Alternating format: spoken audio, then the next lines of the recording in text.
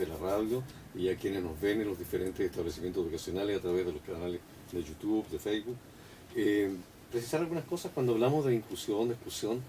No estamos hablando de conceptos en teórico, en abstracto, estamos hablando de cosas que nos suceden, estamos hablando del desconocimiento de derechos, por ejemplo, que hace que alguien, una persona mujer, por ejemplo, pretenda ingresar a un servicio de trabajo en la administración pública, no, pero en la privada sí, y esas personas que tienen una formación religiosa, que tienen una formación pública de una alta moralidad, según ellos.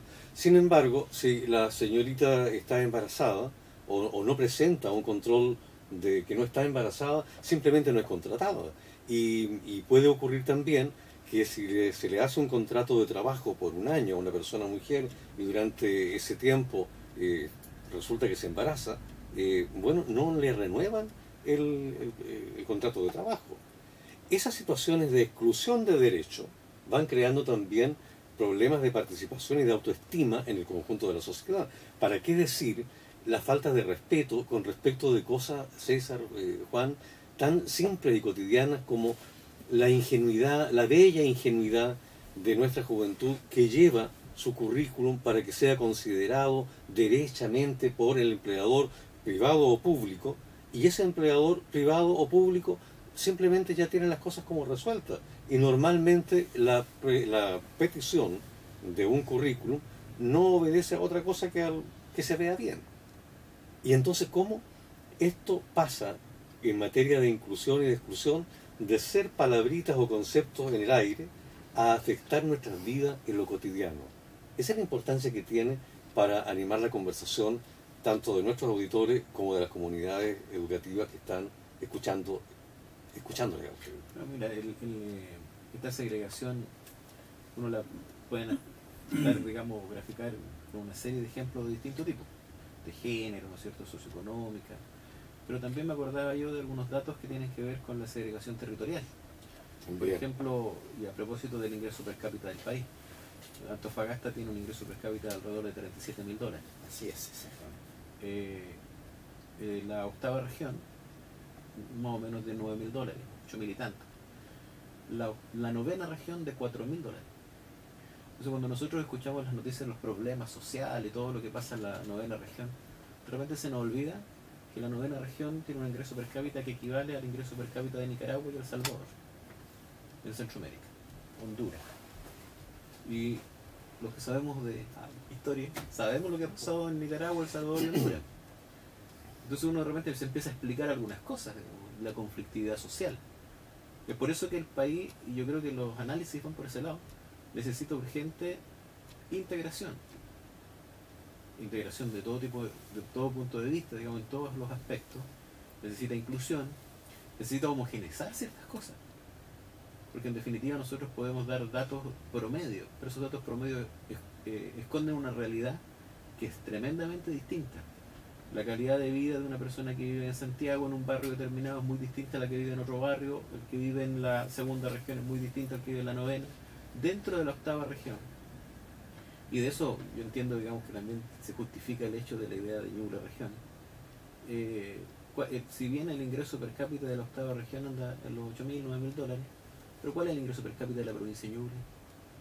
Realmente, por la inspección del trabajo. Tengo entendido que andan los $4.000.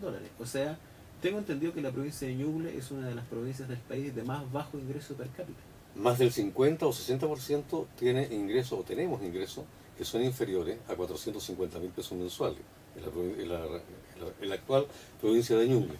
Y en el sector rural, ese promedio de ingresos disminuye a los 270.000 pesos más o menos. Y el índice de analfabetismo en la zona de rezago supera el 9%. Entonces está por sobre lo que es el promedio nacional. Pero claro. Por eso es tan importante el focalizar esfuerzo en la provincia de Ñuble. Ahora, el tema de cuál va a ser la estrategia de desarrollo tiene que ver con cuáles son las capacidades instaladas acá. Cuál es la capacidad científica instalada, la capacidad académica, la capacidad de investigación. Eso también está concentrado. Las capacidades están concentradas. Entonces la segregación, la exclusión no solamente tiene que ver con temas de género o con temas étnicos, no, tiene que ver con un tema de base que es la pobreza, que en definitiva atraviesa todo eso.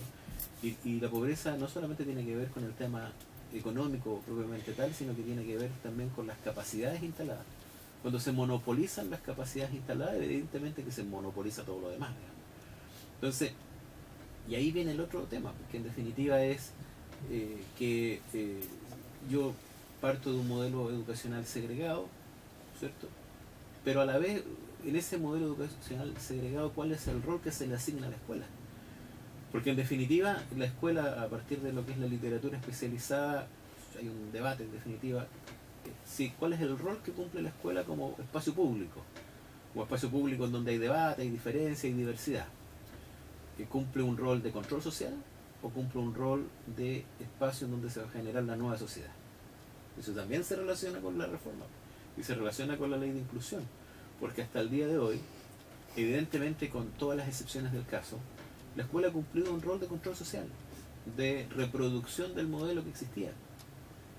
La escuela no es la solución a todo y no es el resumen de todos los males.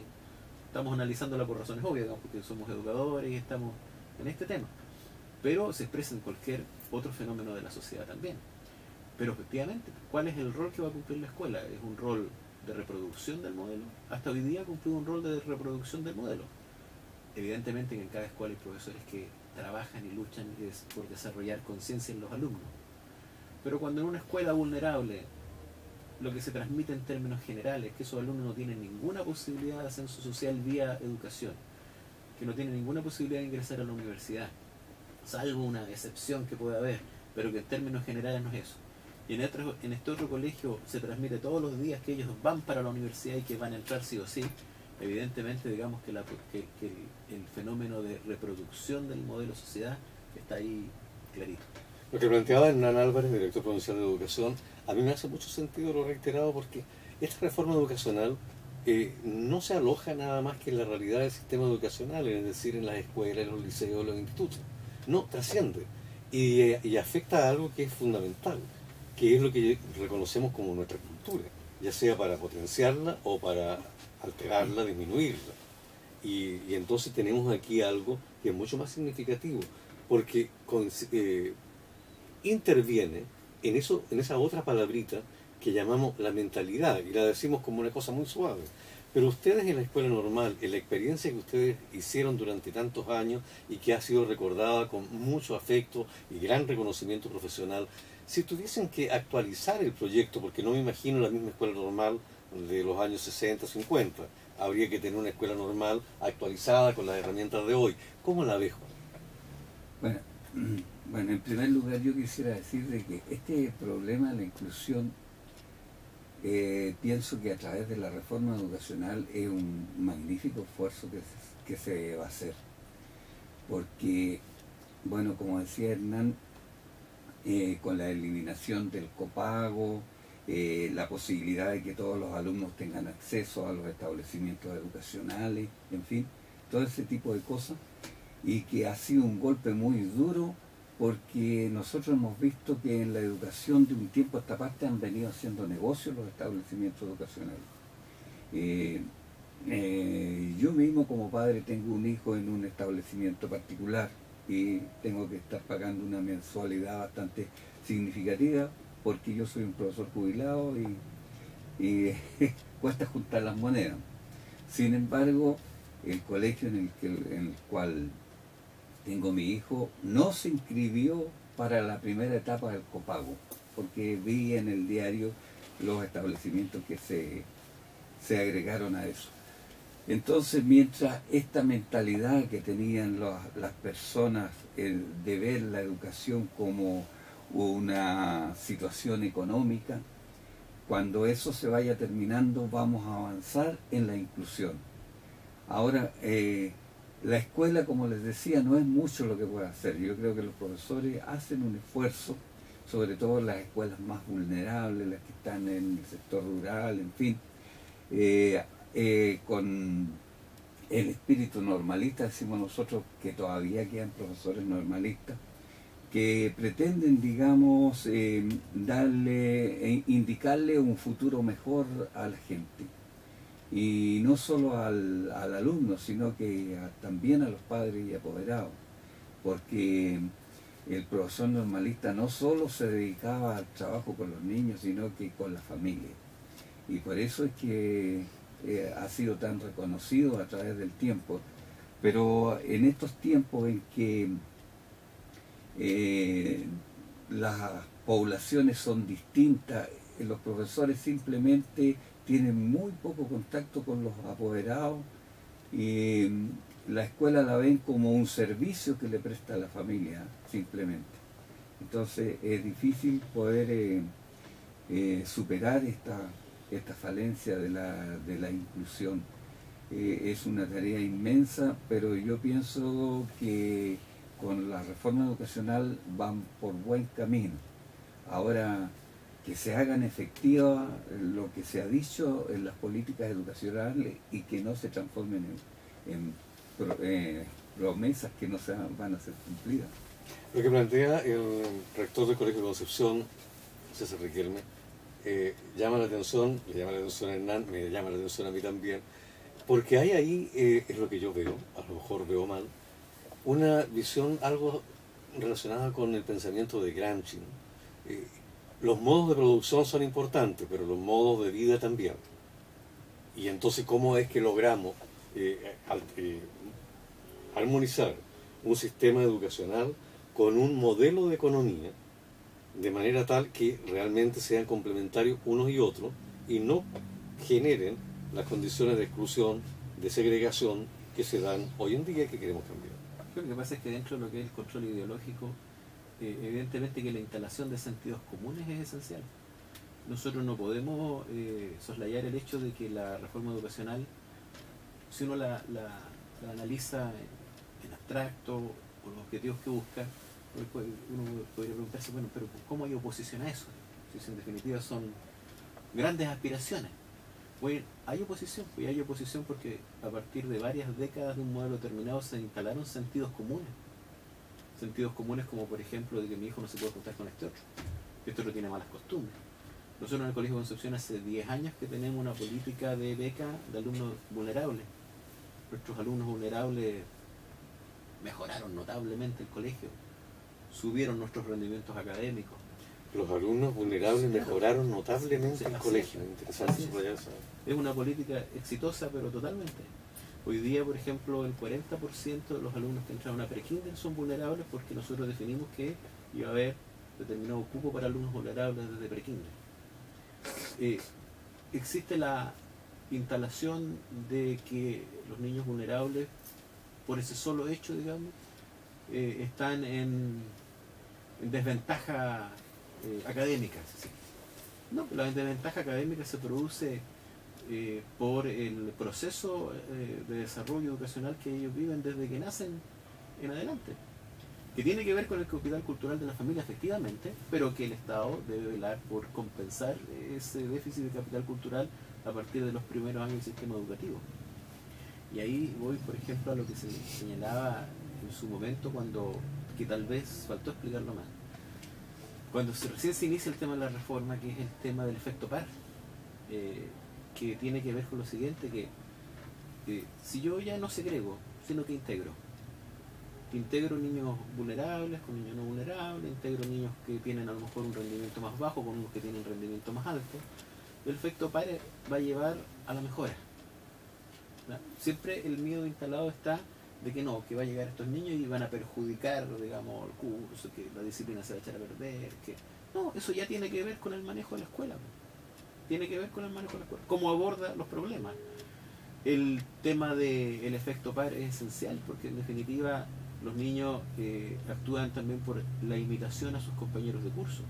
Y hay edades en donde es más valioso lo que dice el compañero de curso que lo que dice la familia. En la adolescencia el nivel de identificación con el grupo de iguales es tan fuerte que cuando un compañero de curso te dice algo, con un amigo te dice algo, para un niño eso es pero la verdad absoluta. Cuando chicos es lo que dice el profesor o lo que dice la mamá, o el papá también a veces.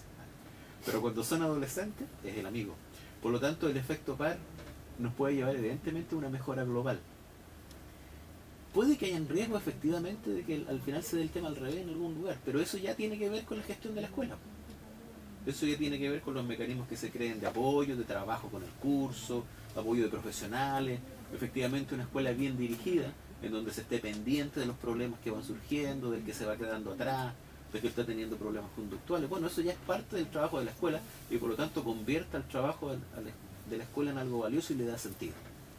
O sea, entiendo que la corrección, Hernán, del modelo, de las situaciones que hoy tenemos como sociedad y que queremos revertir y por eso estamos haciendo una reforma, tienen que ver en definitiva con el esfuerzo común para lograr puntos de acuerdo en lo que estamos viendo y que el sentido de persona sea igual en respeto y en derechos para unos y otros, independientemente de la condición social.